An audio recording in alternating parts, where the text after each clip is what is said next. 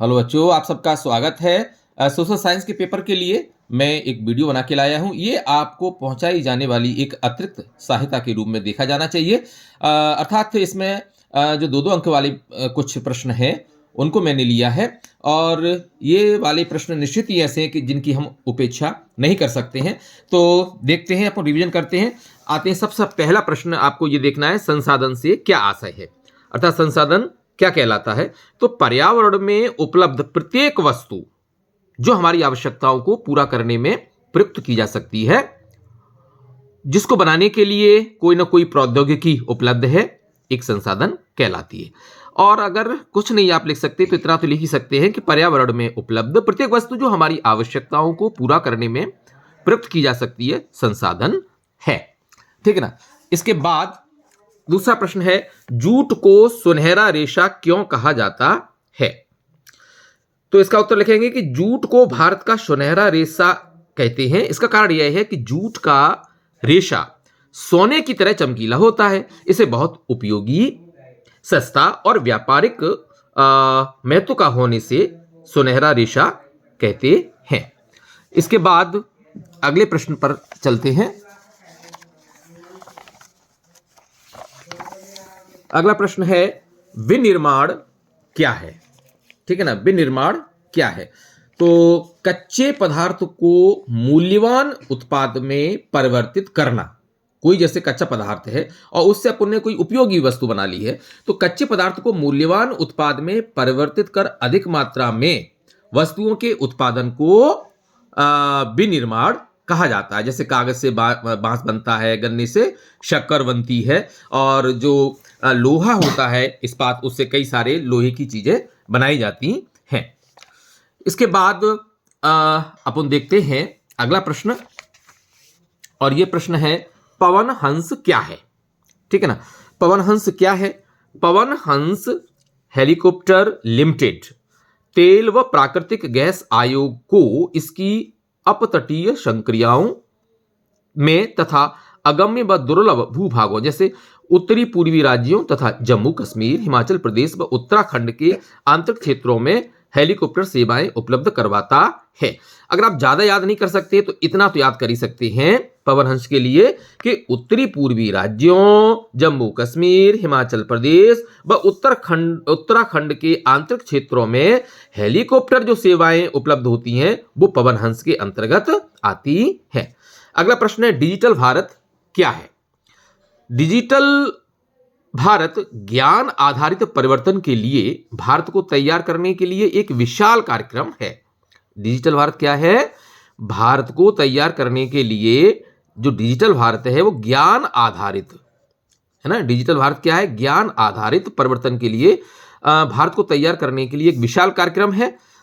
इसके अंतर्गत जो आईटी है, सूचना प्रौद्योगिकी है ना, भारतीय प्रतिभा है ना, और कल का भारत, ये तीनों चीजें मिलाकर के ये डिजिटल भारत के अंतर्गत आते हैं। इसके बाद अपन चलते हैं अगले प्रश्न पर, वो है कॉर्न लॉ क्या था। ब्रिटिश सरकार ने बड़े जो भूस्वामी थे, जो जमींदार और जमीन के मालिक थे, उनके दबाव में आकर के मक्का के आयात पर पाबंदी लगा दी थी।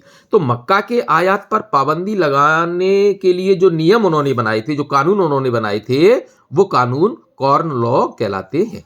तो इसमें इसका उत्तर क्या लिख देंगे कि ब्रिटिश सरकार ने जमींदारों के दबाव में आकर मक्का के आयात पर जो पाबंदी लगाई थी वे कानून क्या कहलाते हैं, कॉर्न लॉ कहलाते हैं। अगला प्रश्न है, हायर परचेज क्या व्यवस्था थी।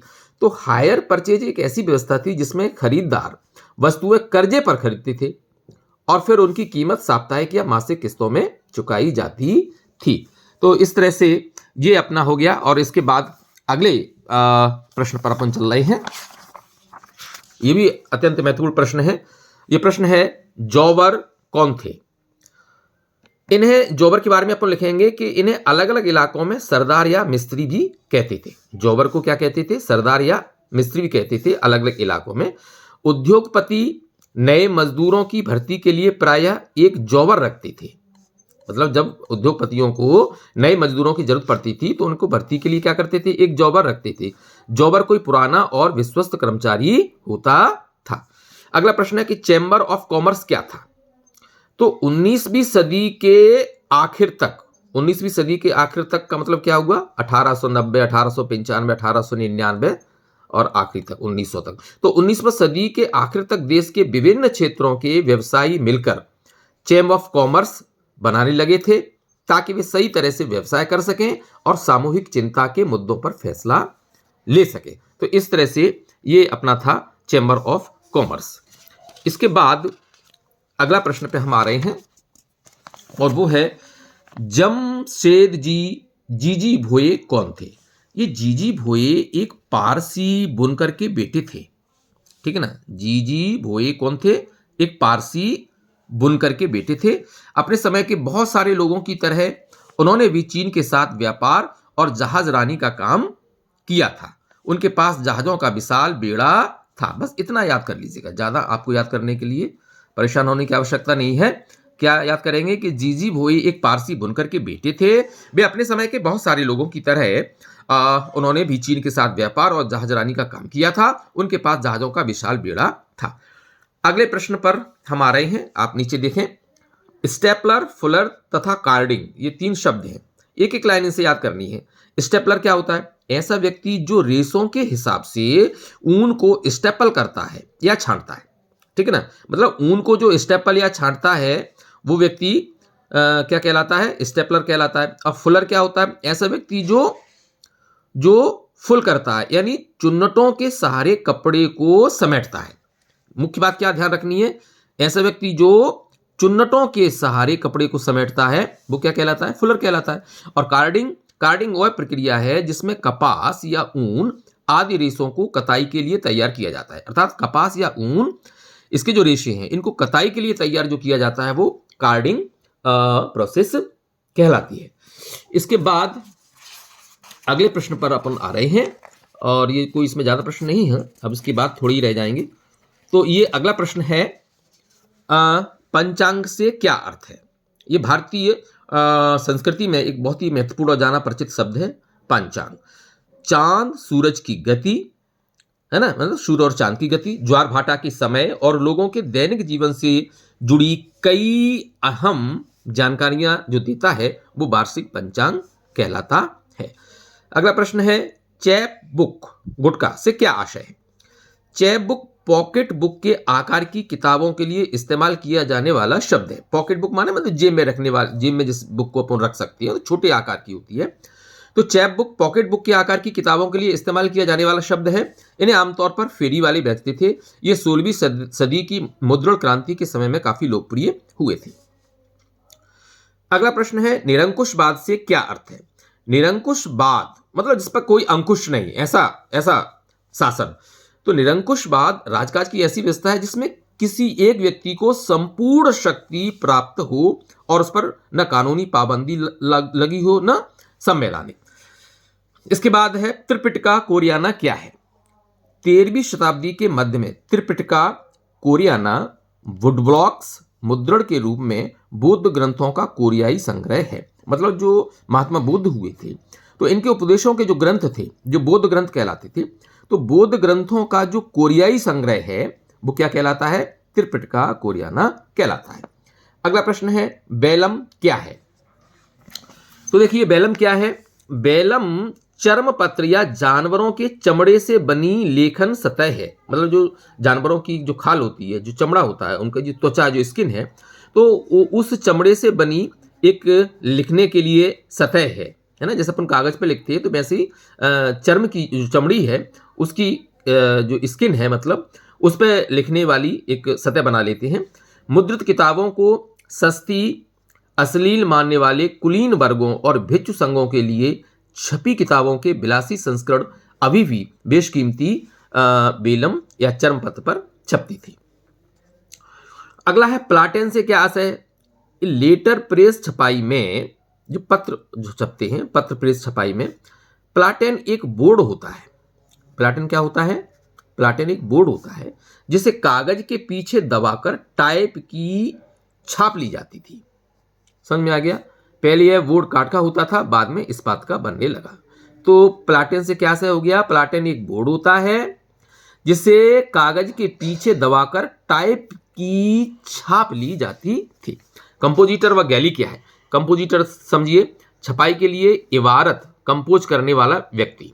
छपाई के लिए जो शब्द हैं उनको कंपोज करने वाला जो व्यक्ति है वो कंपोजिटर कहलाता था। और गैली ये धातुई फ्रेम जिसमें टाइप बिछाकर इबारत बनाई जाती थी।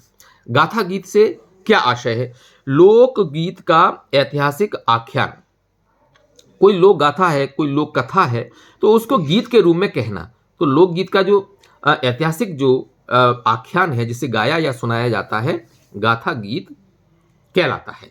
तो इस तरह से ये अपने प्रश्न हुए। इसके बाद अपन चलते हैं कुछ और प्रश्नों पर। इसके बाद 3-4 प्रश्न और रह जाएंगे। तो ये अगला प्रश्न है, अधोसंरचना किसे कहते हैं? वे सुविधाएं एवं क्रियाएं जो उत्पादन के कार्यों में सहायक होती है। वे सुविधाएं एवं क्रियाएं जो उत्पादन के कार्यों में सहायक होती हैं अधोसंरचना कहा जाता है।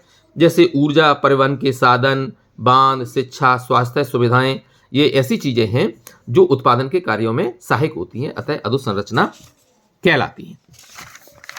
अगला प्रश्न देखेंगे, सेवा क्षेत्र क्या है?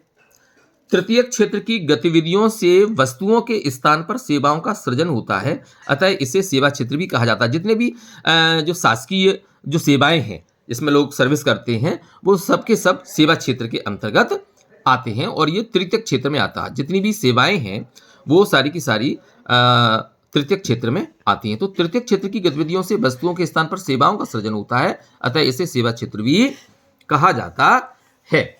और आखिर में आपका जो प्रश्न है वो है, श्रम विभाजन क्या है? किसी वस्तु की उत्पादन प्रक्रिया को विभिन्न उपक्रियाओं में बांटना और प्रत्येक उपक्रिया को अलग अलग श्रमिकों से कराना श्रम विभाजन कहलाता है। मतलब श्रम विभाजन का मतलब ये है, श्रमिकों के मध्य कार्य को उनकी योग्यता के आधार पर छोटे छोटे हिस्सों में बांट करके करवाना श्रम विभाजन कहलाता है। और आखिरी प्रश्न है, कंटेनर क्या है? इसकी उपयोगिता बताइए। तो वस्तुओं को कंटेनरों में रखा जाता है। वस्तुओं को कंटेनरों में रखा जाता है जिससे इन्हें जहाजों, रेलों, वायुयानों एवं ट्रकों पर बिना किसी नुकसान के लादा जा सके। तो इस तरह से यह जो प्रक्रिया है वो कंटेनर कहलाती है।